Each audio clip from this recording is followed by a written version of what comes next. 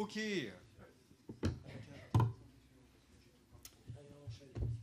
Donc on continue notre Urofocus et on va parler maintenant de tumeurs de la vessie et en particulier de prise en charge plutôt médicale et comment servir le patient dans les stades les plus avancés, en particulier dans les tumeurs de vessie infiltrant le muscle. On remercie beaucoup BMS d'être partenaire de notre congrès régional. Et donc, on va parler de prise en charge périopératoire initialement, et ensuite Laurent Guy nous parlera du patient métastatique. Alors, pourquoi les tumeurs de vessie, vous les connaissez tous dans vos services, c'est un groupe très hétérogène de patients, entre des patients qui seront traités par un traitement local assez facilement, et puis des patients qui vont récidiver, et on les sent très bien, ces patients. Un taux élevé de récidive qui atteint, enfin on sait à peu près des chiffres, 50% de survie à 5 ans, c'est globalement ce qu'on dit sur toutes les tumeurs de vessie infiltrant le muscle. Alors on voit très bien que ces patients, ils sont très hétérogènes, il y en a qui vivront beaucoup plus longtemps et d'autres qui sont de très mauvais pronostics, et que ces formes avancées sont très péjoratives.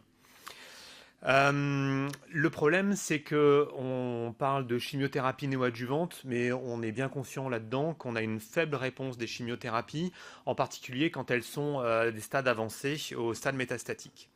Donc en néoadjuvant, on a les chimiothérapies, et puis on va avoir une progression ensuite des différentes lignes, et vous verrez un petit peu quelles sont les tendances vers le futur. La chimiothérapie néoadjuvante, elle vise à quoi? Elle vise à améliorer la survie des patients en amenant relativement peu de toxicité, en luttant contre les micrométastases. Et alors on peut voir également un deuxième avantage, c'est est-ce qu'il peut y avoir une possibilité vers une stratégie de préservation vésicale. On en parlera un petit peu. Alors les inconvénients des thérapies néoadjuvantes avec la chimiothérapie actuellement, c'est que chez certains patients, on a des réponses qui ne sont pas bonnes et qu'on peut avoir une perte de chance avant d'offrir la chirurgie, et qu'il est malaisé de sélectionner les patients, d'autant que maintenant les guidelines sont assez fermés et on doit suivre les guidelines.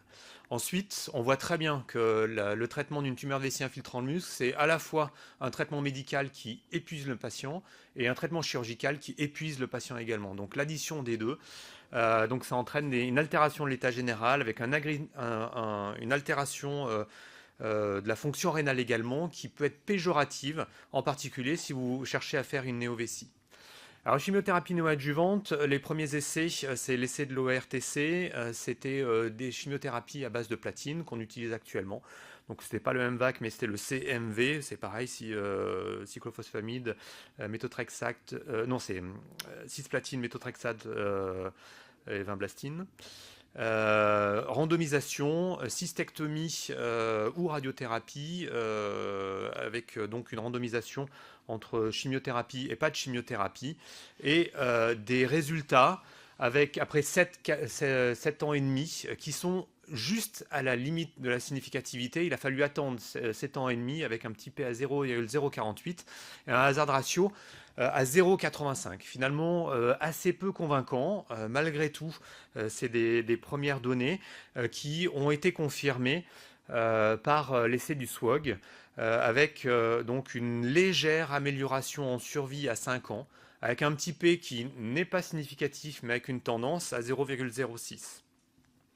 Alors quand on poule tout ça, on a des méta-analyses qui ont acté l'efficacité de la chimiothérapie néoadjuvante et qui finalement ont fait évoluer nos recommandations avec donc cette méta-analyse ABC qui montre qu'en poulant tous les essais, on a un bénéfice de 5% de survie globale à 5 ans.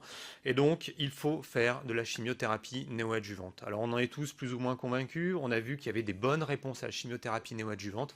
Mais retenez ces chiffres, c'est 5% à 5 ans.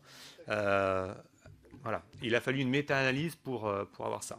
Alors, quel type de chimiothérapie néoadjuvante? Alors, on a un essai français dans lequel, Laurent, tu as participé, avec des données préliminaires, c'est VESPER.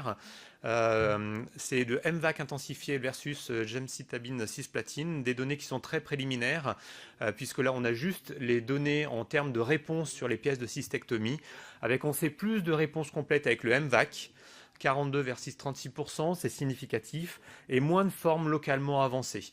Donc plutôt un avantage au MVAC plutôt qu'au Gemzar cisplatine.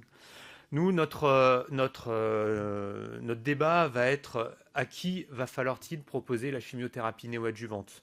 Il existe plein de patients qui n'en bénéficient pas, on arrive à les sentir un petit peu. Ceci étant, il faut avoir des données. Et donc ça date de l'ESMO l'année dernière, où on a des pistes intéressantes sur les cellules tumorales circulantes, avec éventuellement des algorithmes qui pourraient dire cellules tumorales circulantes positives. À ce moment-là, on fait une chimiothérapie néoadjuvante. Si on n'a pas de cellules tumorales, on ne fait pas de chimiothérapie néoadjuvante. Enfin bon, on sent qu'il y a besoin de critères de sélection et qu'actuellement, on manque un petit peu de ça. Chimiothérapie, oui, mais pourquoi pas aller vers d'autres thérapies néoadjuvantes? Alors, on a deux types. On a les immunothérapies seules, néoadjuvantes, et puis on a les associations de chimiothérapie et d'immunothérapie. Alors, dans les immunothérapies néoadjuvantes seules, on a assez peu de données, on n'a aucune donnée en survie. Par contre, on a des données intéressantes, pareil, sur les réponses après cystectomie, avec des taux de T0 qui sont extrêmement intéressants juste avec ces immunothérapies néoadjuvantes. Alors on a Nabucos et Ipi-Nivo, ensuite durvalumab, tremelimab, avec des taux de PT0 qui atteignent 46% avec Ipi-Nivo. C'est à faire vraiment réfléchir. Alors c'est un petit peu supérieur à ce qu'on a habituellement avec les chimiothérapies néoadjuvantes à base de platine. Et puis, les combinaisons néoadjuvantes. Alors, on a tous des essais en cours qui associent les sels de platine et les immunothérapies. Voilà, nous, on en a participé à une. Et ce qui est intéressant à voir, c'est que c'est chez des patients éligibles aux cisplatines, l'association avec toutes les immunothérapies, donc on a le niveau IPI, durvalumab, le pembrolizumab, amène des taux de réponse complètes après ces chimio-immunothérapies néoadjuvantes aussi intéressants, avec des taux de PT0 à 49% dans l'essai BLAST 1. Alors des petites séries, mais c'est très intéressant. Et puis on a besoin des données en survie, des essais là qui sont actuellement en cours. Nous on a participé à Niagara et on attend beaucoup de ça. Donc on voit que les lignes vont bouger. En termes de préservation vésicale, alors j'ai assez peu de données à vous donner. Ce qu'on connaît, c'est les chiffres des données en survie des patients qui ont refusé la cystectomie après chimiothérapie néoadjuvante. Et on voit que globalement, c'est pas mal. Alors les données sont un petit peu anciennes, mais on a des données en survie qui vont jusqu'à 90% de patients avec une survie à 5 ans. Alors c'est des toutes petites séries, tout ça est absolument pas randomisé. Mais bon, on voit que pas forcément tout seul, mais en association avec la radiothérapie, il y a peut-être une place avec tout ça. Bon là, on est actuellement vraiment dans le grand flou. Un peu plus loin, en adjuvant, c'est-à-dire on a des patients qui sont opérés. Quelles sont les données pour proposer un traitement adjuvant? Alors, la chimiothérapie adjuvante, on a un essai avec le ERTC 30994, c'était Cora Stenberg. Et cet essai est globalement négatif, avec malgré tout un manque de puissance, un arrêt prématuré du fait de défaut d'inclusion. Et ce qui a été noté, c'est qu'il y avait une absence d'amélioration en survie globale à cette chimiothérapie adjuvante. Alors même si différentes méta-analyses ne disent pas forcément ça, on voit qu'il y a un grand flou et qu'il n'y a pas de recommandation à proposer une chimiothérapie en adjuvant, en sachant qu'en sous-groupe, on peut avoir des bénéfices plus importants chez les patients qui ont des N-. Alors, on sait que ces chimiothérapies, elles marchent quand c'est du cisplatine. On ne sait pas trop chez les patients qui ont une altération de la fonction rénale ce qu'il faut proposer. Le carboplatine marche moins bien. Et ça, on a des données un peu indirectes issues de POUT avec c'était des tumeurs de la voie excrétrice supérieure. Mais on voit clairement que le cisplatine marche mieux que le carboplatine et que donc ces drogues vont avoir un effet limité. À l'inverse de ce qui semble arriver dans les immunothérapies. Et donc j'ai deux essais à vous proposer. Alors un essai négatif, c'est celui de l'atezolizumab, c'est Imvigor 010, qui randomisé chez les patients ayant eu un cancer de la vessie infiltrant le muscle, avec une randomisation entre des patients sous atezolizumab ou des patients qui sont juste suivis, surveillés, avec une absence d'effet sur la survie sans récidive et la survie globale. Alors, premier essai, alors on se dit que l'atezolizumab n'a vraiment pas de chance dans le cancer de la vessie, et que le nivolumab, lui, c'est plus tirer son épingle du jeu. Checkmate 274, c'est le gros essai dans le cancer de la vessie en termes de tumeur de vessie infiltrant le muscle.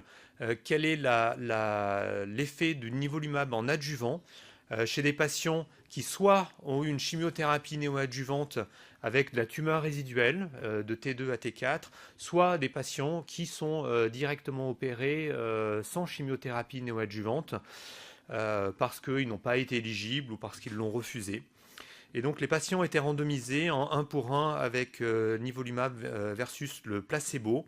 Et après 1 an de thérapie adjuvante, les résultats sont favorables avec une amélioration de la survie chez ces patients. Avec c'est de la survie sans maladie, avec une survie qui est meilleure. Et on voit que cette survie est d'autant plus meilleure sans progression et sans récidive chez les patients qui sont PD-L1 positifs. Alors, ce qui nous manque avec le Checkmate 274, c'est les données en survie globale, celles qui permettront de proposer cela et d'avoir des recommandations fortes. Donc en attente de cette survie globale, mais on sent très bien que là, il y a manifestement une avancée qui s'est faite et qu'il va falloir suivre ça régulièrement. On ne sait pas trop quelle va être l'interrogation sur le statut PDL1. On ne sait pas trop également si cette immunothérapie adjuvante pourra être proposée vers les tumeurs de la voie excrétrice supérieure. Et donc il faut suivre de près les modifications de recommandations, les remboursements, et se demander quels vont être les critères de sélection pour proposer à nos patients cette immunothérapie adjuvante. Donc en conclusion, sur ces tumeurs de vessie infiltrant le muscle, pour l'instant, on a des recommandations à faire de la chimiothérapie néoadjuvante, qu'il faut préférer le MVAC suite à Vesper, mais qu'il faut quand même être bien conscient d'un niveau de preuve peu élevé qui nous pousse à ça. Et qu'on va regarder par contre assez rapidement les immunothérapies, qu'elles soient seules ou en association, et que dans l'adjuvant, on a un réel espoir de l'immunothérapie adjuvante, avec en particulier le nivolumab qui a montré une amélioration sur la survie sans récidive. Parfait.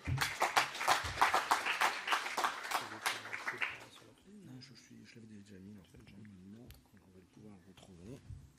On pourra poser peut-être des questions après. Comment je sors de là?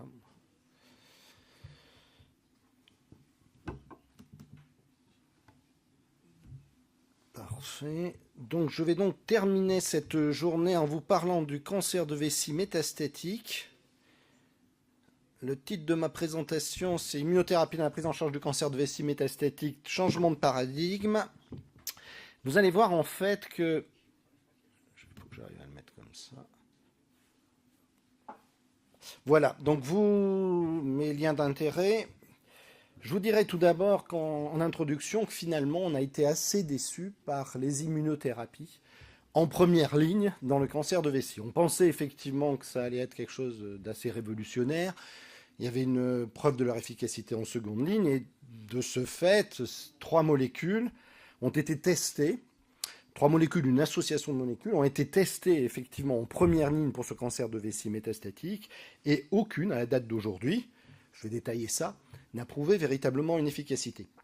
Donc depuis la description du MVAC par Cora Stenberg il y a une quarantaine d'années, finalement, dans le cancer de vessie métastatique, à la date d'aujourd'hui, le MVAC reste la référence. Ou le Gemzar cisplatine, décrit lui dans les années 80, mais le MVAC reste la référence. Donc la première molécule qui a été testée, c'est l'atezolizumab, donc en première ligne, avec un schéma qui était le suivant. Un premier bras où on testait l'atezo plus la chimiothérapie de référence. Un deuxième bras où il y avait l'atezolizumab, l'immunothérapie seule. Et un troisième bras où il y avait uniquement la chimiothérapie.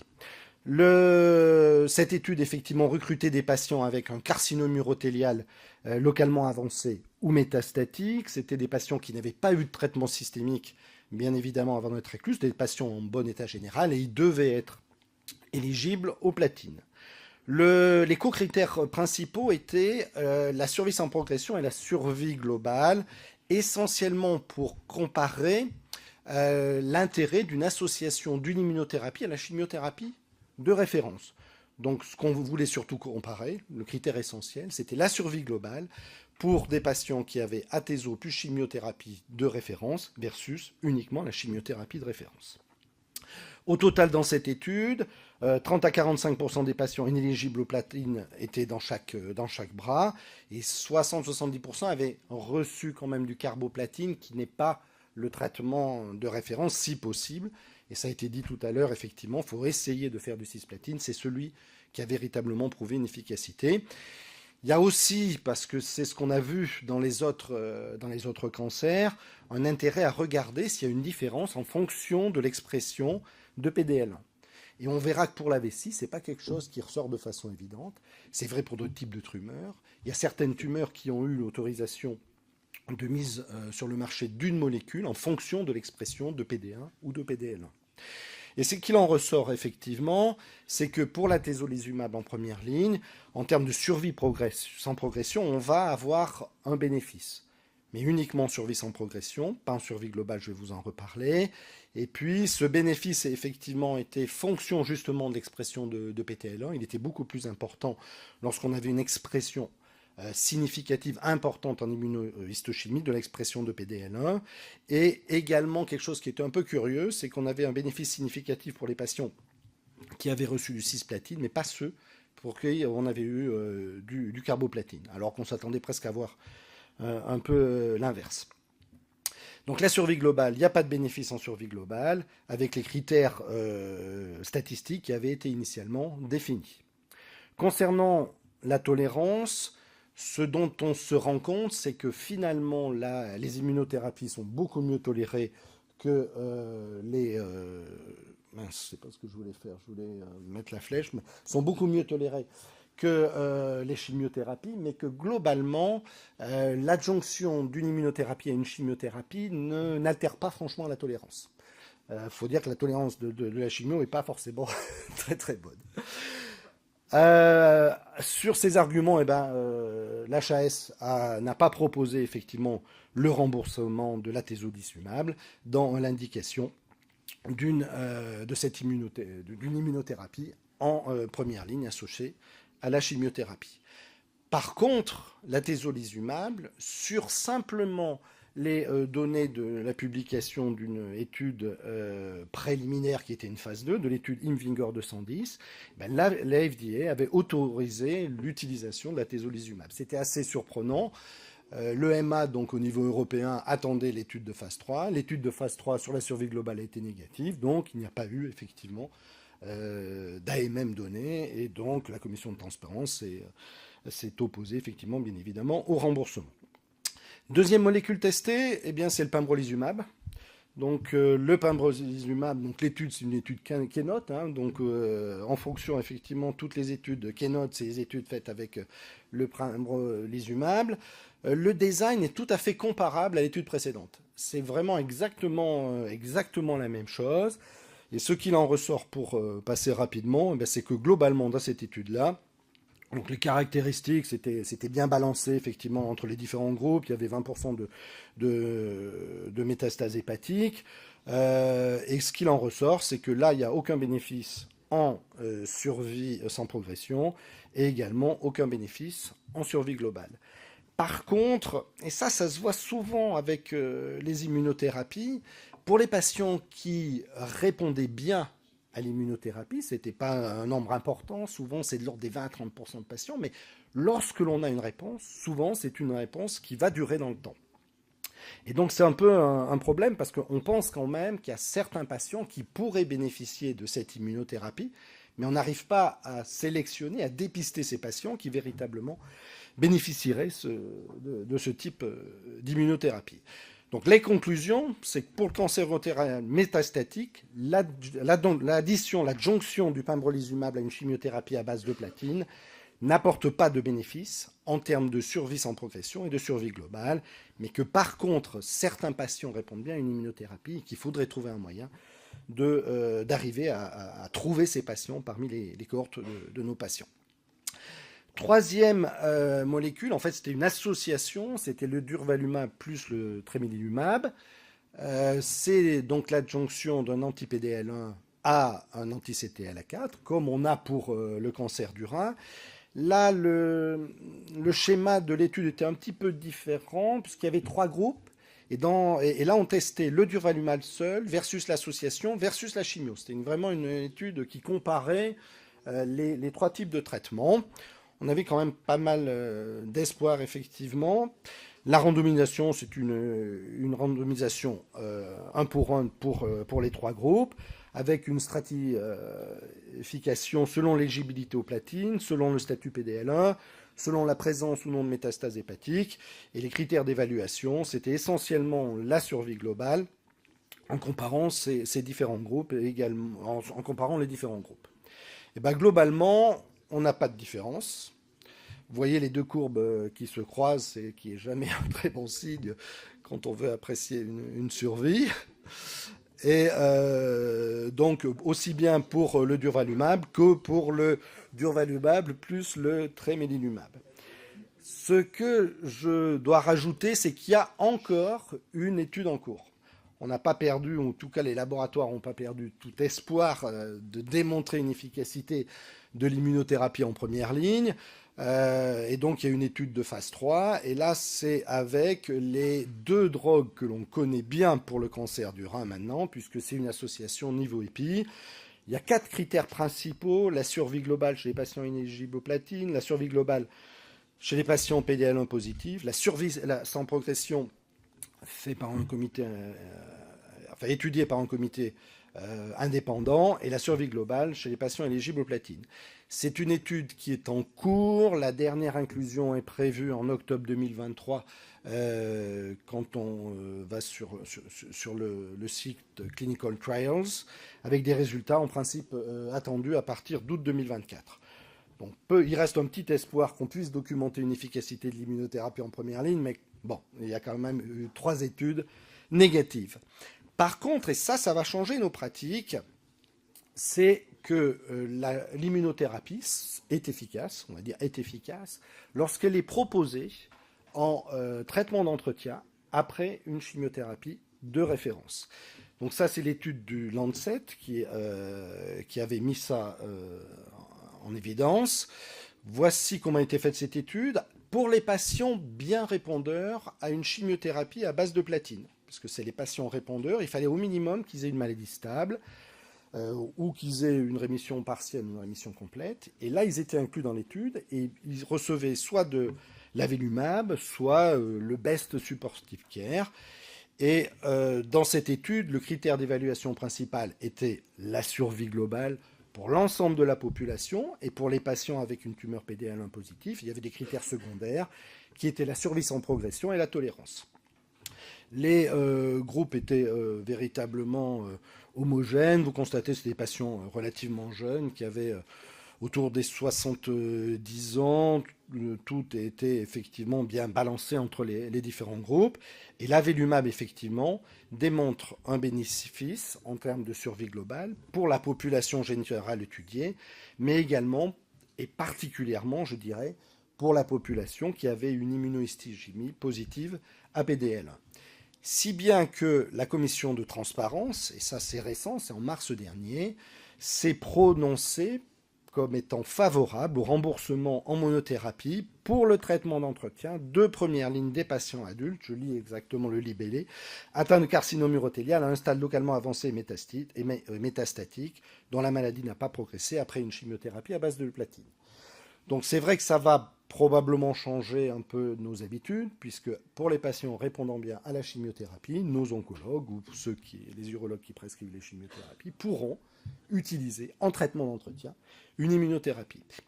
Et globalement, donc, pour faire le résumé de ce que je viens de vous dire, à la date actuelle, en première ligne, j'insiste là-dessus, aucune immunothérapie associée à la chimiothérapie n'a prouvé un bénéfice en termes de survie globale versus la chimiothérapie de référence.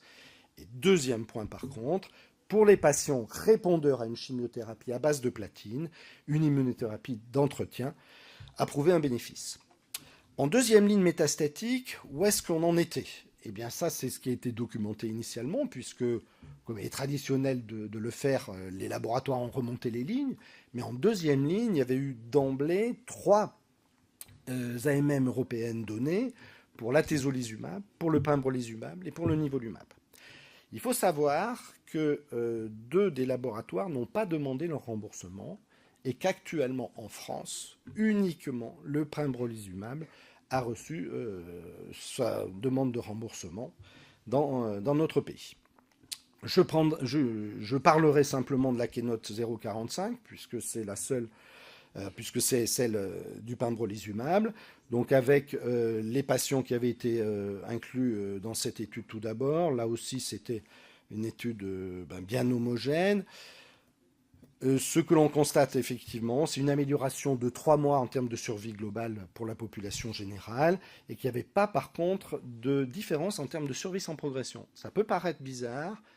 Ça a été documenté, on ne sait pas très bien pourquoi. C'est un peu un effet des immunothérapies parce que pour d'autres organes, ça a été la même chose.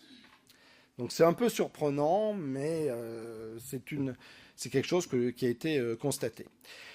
Ce que l'on constate aussi, c'est que le bénéfice existe pour quels que soient les sous-groupes que l'on regarde.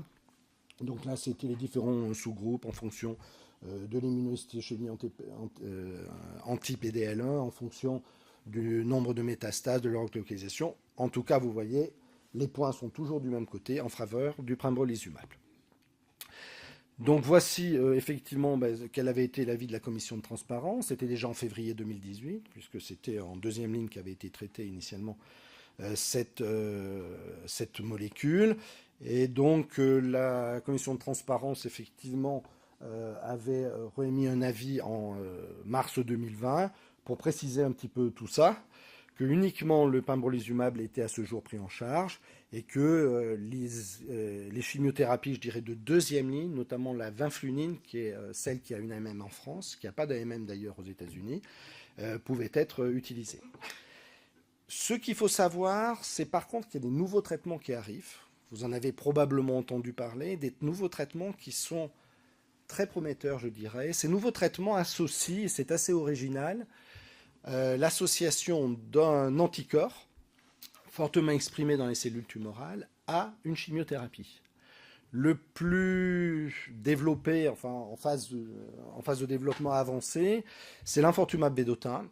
Il associe effectivement un anticorps anti-nectin 4 avec, sur le plan de la chimiothérapie, un analogue de l'auristatine. Et cette molécule, effectivement, a déjà une phase 3. Cette phase 3, effectivement, avait été effectuée pour des patients qui étaient avancés, puisqu'ils avaient tous eu une chimiothérapie à base de platine, puis une immunothérapie, et donc ils arrivaient en troisième ligne, et on va voir effectivement qu'il y a eu une efficacité importante. Le critère principale d'évaluation était la survie globale. Et la chimiothérapie, effectivement, c'était une chimiothérapie de deuxième ligne. Donc, c'était souvent la vinflunine en France, ou pour d'autres pays, beaucoup les taxanes, le paclitaxel ou le docétaxel. Et qu'est-ce que l'on voit effectivement? C'est une différence sur cette phase 3 en termes de survie globale, avec, comme vous le constatez, un taux de réponse véritablement assez important, le plus du double par rapport à la chimiothérapie de référence. Donc ces nouvelles molécules, cette association anticorps plus chimiothérapie est véritablement assez intéressante. L'autre molécule, c'est le sacituzumab govitecan, oui, c'est des noms, il va falloir apprendre à les prononcer et à les connaître. Là aussi, donc le principe est le même. Là, c'est une étude qui est beaucoup plus préliminaire, une phase 3 qui va démarrer, mais globalement, ça semble prometteur.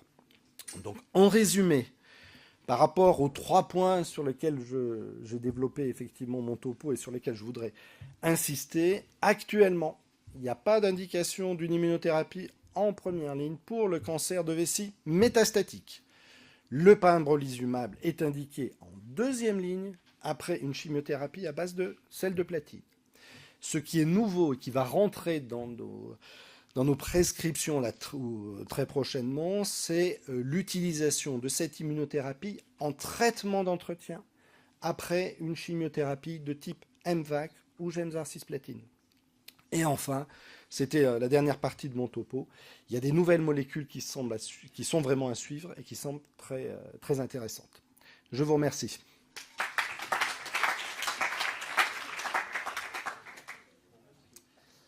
Est-ce que vous avez des questions à poser à Jean-Alexandre ou moi-même? Oui, Olivier. Alors, c'est dans la stratégie néo-adjuvante. Moi, en tant qu'urologue, je suis frappé, c'est que les gens qui reviennent de leur chimio, à qui on revoit pour programmer en pratique la cystectomie, je ne les reconnais pas, tellement ils sont lessivés, rincés. Est-ce que, à travers ce que tu as lu dans les études, on a une idée de savoir si le rinçage est moins fort avec les immunothérapies que ce qu'ils subissent avec les chimiothérapies néoadjuvantes? En immunothérapie seule, non. Clairement, je pense que ce sera bien meilleur. Alors, effectivement, ils sont bien rincés. Alors, il y a quand même une différence, je trouve, entre le MVAC et le Gemzar cisplatine. Alors, le MVAC, c'est celui qui lessive le plus, mais malgré tout, c'est celui qui semble marcher le plus, et le mieux également. Et je suis complètement d'accord avec toi, ils perdent beaucoup en état général, ils sont amaigris, à tel point que les anesthésistes après sont obligés de les renutrir, ils sont des fois avec des sondes gastriques pour les renutrir. Donc Et puis ensuite, ce qui est très inquiétant, je trouve, c'est sur leur fonction rénale. Parce que ce sont des patients qu'on inscrit pour des néovessies et qui se retrouvent avec un DFG qui descend des fois en dessous de 50 et pour lequel tu as beaucoup tu te demandes s'il ne faut pas les passer sur une dérivation externe.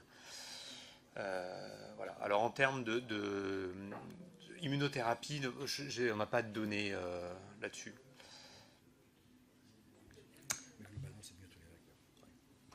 Ouais, ça amène peut-être à une question, c'est est-ce que tous ces patients que vous mettez en néoadjuvant, ils sont dans un protocole de pré-réhabilitation préopératoire avec une prise en charge spécifique, renutrition, etc., etc. Ou est-ce que c'est à la carte en fonction de la façon dont ils se présentent cliniquement? Alors c'est plutôt à la carte, effectivement. Alors on avait au CHU un protocole,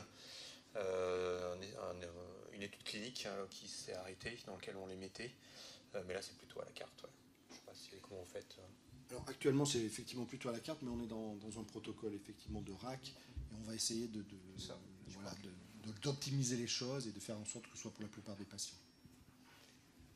Des questions? Allez, dernière ligne droite avant mieux. Bon, vous avez de la chance parce que je trouve que le dernier topo là est super didactique. Hein. Honnêtement, si vous ne retenez pas et si vous n'avez pas suivi, c'est que vraiment vous êtes fatigués, les gars. Oui, Monsieur Manel.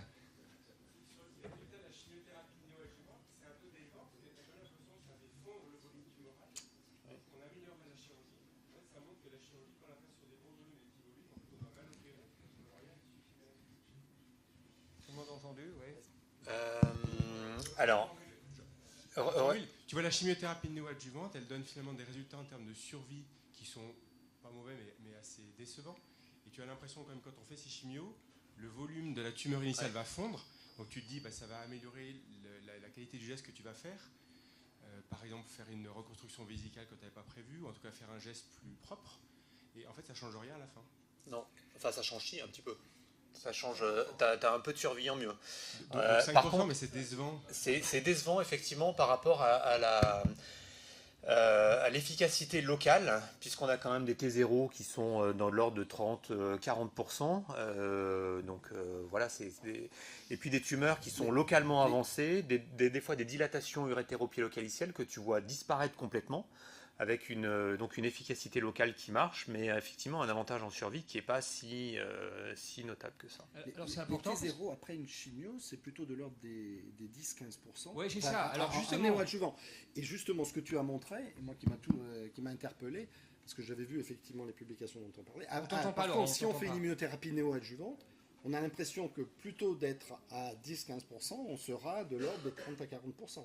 Alors, après les chiffres, ça dépend un peu les études, mais tu peux avoir des chiffres qui sont Parce assez que variables. normalement, les T0, les pièces blanches après une chimio néoadjuvante. je rebondis sur la question là parce que moi je suis assez d'accord avec Laurent. C'est-à-dire, je sais pas vous, mais moi quand on discute de chimiothérapie néoadjuvante chez un cancer de vessie, je dis plutôt aux patients que c'est entre 10 et 15% d'amélioration de la survie. Hein. Je leur dis pas 5%, vous leur dites quoi? Vous plutôt 10 ou 15 ou 5%? Ouais, non mais je suis un peu inquiet sur le 5% parce que tu leur dis quoi, toi, Laurent? Moi, j'ai tendance à dire un petit peu plus parce qu'il y avait eu une autre. Mais c'est vrai que le chiffre officiel, c'est 5%. Ah ouais? Mais on nous a menti. alors, pour les oncologues, ce 5%, c'est un progrès majeur. C'est un progrès majeur. Pour un urologue, je sais pas. Il faut le on voit les choses multiplier un peu- par 3, un peu- c'est pour un ça peu qu'il dit. différemment. Bon, bref, ok. D'autres questions? Il faut faire attention sur le message qu'on transmet. Il y a des Ouais. patients qui, même métastatiques, sont en réponse complète, voire guéris, avec cette chimiothérapie. On a tous des cas de ce type-là qui sont décrits. Donc, et par ailleurs, on avait aussi, par le passé, vous n'avez pas eu le temps de passer toute l'histoire de cette chimiothérapie, mais fait des études comparant cette approche néoadjuvante avec une approche adjuvante, avec l'idée de ne fatiguer que les patients qui étaient finalement des patients pour lesquels on craignait une récidive, et ça marche pas du tout. Hein. Donc attention, si vous ratez le coup de la chimiothérapie préopératoire, et des patients vont vous inciter en vous disant « moi j'ai pas envie, je suis fatigué, etc. » Si effectivement on n'est pas convaincu de l'intérêt de la chimiothérapie, et une fois de plus, il faut en être convaincu en donnant les vrais chiffres qui ne sont que de 5% de réponse complète, effectivement, le coup, une fois qu'il est parti, on ne peut pas le rattraper en post-opératoire. Pour compléter ce que tu dis, effectivement, une chimiothérapie adjuvante pour une tumeur de vessie n'a jamais prouvé de bénéfice. C'est l'étude EORTC que tu as citée, qui avait été arrêtée de façon un peu anticipée, mais globalement, il n'y a aucune étude qui l'a prouvé. Et on était assez perturbé par la fameuse étude POUT, puisque dans cette fameuse étude, avec des effectifs de population qui étaient de l'ordre de 100 patients dans chaque groupe, il a été mis en évidence un bénéfice en survie globale, avec une chimiothérapie qui était la même que pour les tumeurs de vessie. Alors que c'est vraiment la même nature de tumeur, c'est les tumeurs urothéliales. Donc c'est vrai que c'est assez surprenant, mais malgré tout... Comment ? Oui, pour les tumeurs urothéliales. Je dis, oui, voilà, pour les tumeurs urothéliales. Du haut appareil, oui, c'est ça. Oui, hein, l'étude POUT, c'est pour les tumeurs urothéliales du haut appareil, pardon. Je suis mon idée. Ok, d'autres questions? Avant d'aller au bord du lac. Ok. Une fois, deux fois. Allez. On se lever. Et merci à tous.